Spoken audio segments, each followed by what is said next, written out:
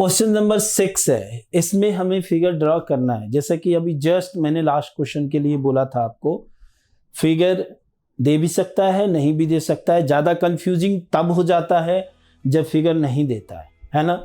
तो फिगर देने के बाद थोड़ा सा इजी हो जाता है। तो नहीं देता है तो थोड़े से सावधानी से, थोड़े से केयरफुल हो करके हम इसको आसानी से कर सकते हैं। ठीक है, देखिए ABCD is a cyclic quadrilateral whose diagonal intersect at a point E। एक साइक्लिक क्वाड्रिलेटरल है ABCD। बनाते हैं इसको। ये रहा हमारा सर्कल। जो चीज़ें साइक्लिक है उसके लिए तो पहले सर्कल बनाना होगा। ठीक है, चलिए पहले हम इसको बनाते हैं ऐसा कुछ। ओके, और ये भी रहा। हाँ ठीक है। अच्छा, ये जो आपका क्वाड्रिलेटरल अंदर का जो है ये पोर्शन, ये आड़े टेढ़े कुछ भी हो सकता है, सिर्फ क्वाड्रिलेटरल होना चाहिए। ठीक है, क्योंकि ये हमें कह नहीं रहा ना कि कौन सा शेप है, तो ये कुछ भी हो सकता है, AB और CD। ठीक है, डन, ऐसा ही है। अब इसके बाद कह रहा है कि इंटरसेक्ट एट पॉइंट E के ऊपर इंटरसेक्ट कर रहा है। कहाँ इंटरसेक्ट कर रहा है? E के ऊपर इंटरसेक्ट कर रहा है, ऐसे। ठीक है, ये रहा पॉइंट। Okay, done. अब इसके बाद कैसे हमें देखना है? कह रहा है कि पहली चीज DBC 70 डिग्री है। कहाँ है DBC? DBC ये 70 रहा, ये रहा 70 डिग्री। ठीक है, ओके। दूसरी चीज BAC 30 डिग्री है। कहाँ पर है BAC? BAC ये 30 डिग्री है। चलिए पहले तो गिवन जो है उसको कंप्लीट करते हैं। BCD हमें फाइंड करना है। कहाँ है बच्चों BCD? BCD एक तो ये हमें फाइंड करना है, देखिए। ठीक है, ओके, एक तो ये फाइंड करना है। फिर हमें AB इक्वल टू BC अगर ऐसा होता है तो AB यानी मतलब ये इक्वल टू BC अगर ये हो, ऐसा कुछ कंडीशन हो। ठीक है, तो कह रहा है कि ECD फाइंड करना है। पहले क्या करना है? ECD फाइंड करना है। कहाँ है ECD? ECD ये फाइंड करना है। चलिए ओके, चलिए अब ये भी फाइंड करना है, यानी यही दोनों चीजें यहीं पर आकर के हम रुक रहे हैं। तो पहले तो वो चीज गिवन नहीं है, पहले हमें क्या करना है? इसको BAC है 30 degree, find BCD। BCD find करना है। कैसे फाइंड करेंगे BCD? देखिए एक चीज समझिए, पहले ये गिवन नहीं है तो इसकी मदद अभी फिलहाल मत लीजिए। ठीक है, अगर ये पता है हमें तो सेम सेगमेंट BC की मदद से ये भी 30 डिग्री हो जाएगा हमारा। तो क्या हम यहाँ से फिर BCD ट्रायंगल में जाकर के हम आसानी से हम BCD फाइंड कर सकते हैं? समझने की कोशिश कीजिए। ये BCD है, हमारा सेगमेंट है। ठीक है, अब यही चीजें 30 डिग्री यहाँ पर है, BC ही 30 डिग्री बना रहा है, और सेम सेगमेंट सर्कल में कहीं और भी अगर बनाए तो वो भी सेम होगा। तो ये 30 है तो ये भी 30 हो जाएगा, है ना। अब अगर हम इस ट्रायंगल में चले जाएं तो दो एंगल हमें पता चल गया, तो तीसरा एंगल सम प्रॉपर्टी की मदद से पता कर सकते हैं। और भी चीजें हैं, अगर ये हमें पता चल जाए ना, ये हम यूज करते हैं ना, तो और भी चीजें आसान हो जाएगा। लेकिन हम अगर प्रॉपर, क्योंकि पहले बाद में इफ गिवन है तो उसका यूज बाद में ही करें तो ज्यादा अच्छा है। पहले बिना इफ के अगर हम बना दे तो ज्यादा बेटर समझा जाएगा, है ना। चलिए ठीक है, स्टार्ट करते हैं। चलिए गिवन क्या है? चलिए गिवन है, सारी चीजें गिवन लिख लेते हैं। सबसे पहले गिवन, ठीक है, ओके। अब यहां पे जो चीजें हैं उसको पहले लिख लो आप। DBC is equal to 70 degree, BAC is 30 degree and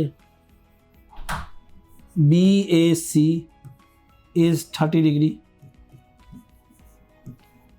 ठीक है, ओके। बाई अब यहां पर हम लिखेंगे BDC इक्वल टू BAC।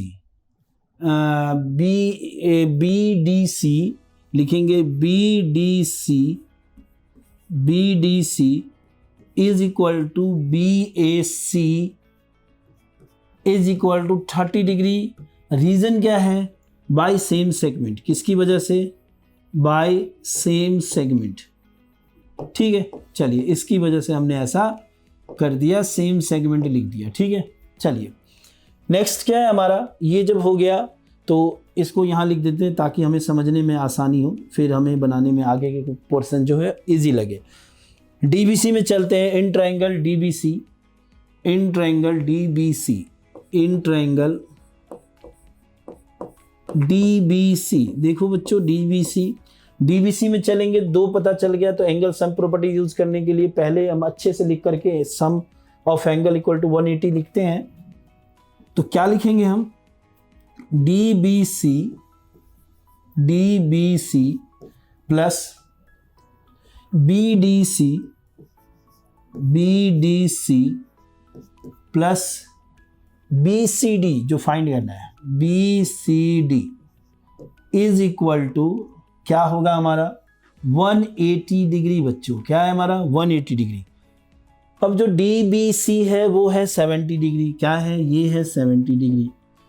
जो BDC है वो आया हमारा 30 डिग्री और प्लस का BCD फाइंड करना है 180 डिग्री।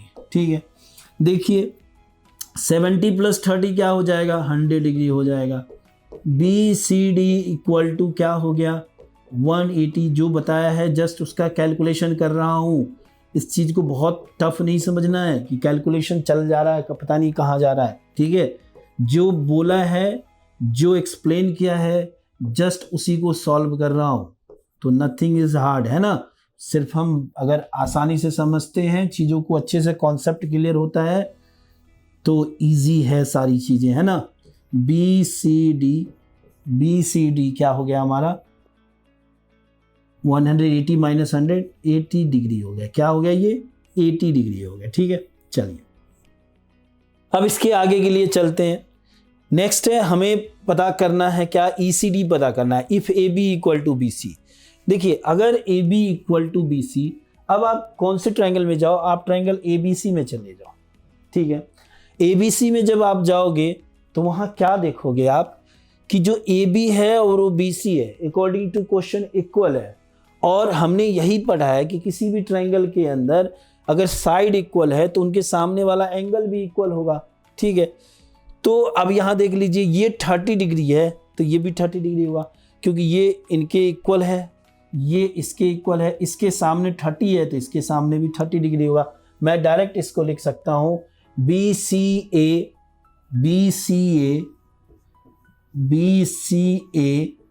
जिसको मैं आगे जाकर के BCE भी लिख सकता हूँ, और वो इक्वल है किसके BAC के। किसके इक्वल है BAC के, और BAC 30 डिग्री है तो ये भी 30 डिग्री हो जाएगा। देखिए तीनों चीज़ें एक साथ हो गई। ठीक है, अब इसके आगे की कहानी ऐसा है कि हमें पूरा BCD मिला है 80 डिग्री और ये मिला है 30 डिग्री। तो 80 डिग्री से अगर 30 डिग्री माइनस कर दूं तो ये क्या बन जाएगा 50 डिग्री। क्या लिख सकता हूं मैं, फ्रॉम एबव ऐसे करके लिखता हूं, फ्रॉम एबव क्या है, ऊपर वाले की मदद से, ऊपर वाला मतलब भगवान वो तो उनकी मदद से तो सारी चीज़ें चलती है ना, लेकिन यहाँ पर क्वेश्चन में ऊपर की मदद से। ठीक है, फ्रॉम एबव कैसे करेंगे हम, तो देखिए यहाँ क्या करेंगे, क्या लिख सकते हैं हम, हमें निकालना है ECD, है ना। तो हम क्या लिख सकते हैं, ECD is equal to BCD minus क्या BCE, है ना। अब देखिए BCD ये कितना है हमारा 80 डिग्री है, 80 डिग्री है, और BCE ये कितना है हमारा, अभी ये भी जस्ट 30 डिग्री फाइंड किया है, तो 80 माइनस 30 क्या हो जाएगा ECD क्या हो जाएगा 50 डिग्री। क्या हो गया 50 डिग्री, और यही आंसर है। ठीक है, डन। तो इस तरीके से सीधी सी बात है, इक्वल साइड होने की वजह से क्या हो गया, ये भी हमारा एंगल इक्वल हो गया, और ये सेम सेगमेंट की वजह से 30 हो गया। तो इन दोनों की मदद से ये 80 निकाला, ये 30 है, ये माइनस कर दिया तो 80 माइनस 30 50 हो गया। और यही चीज़ को लिखने के लिए हमने इतनी सारी चीज़ें की है। तो क्वेश्चन नंबर 6 कंप्लीट हो गया।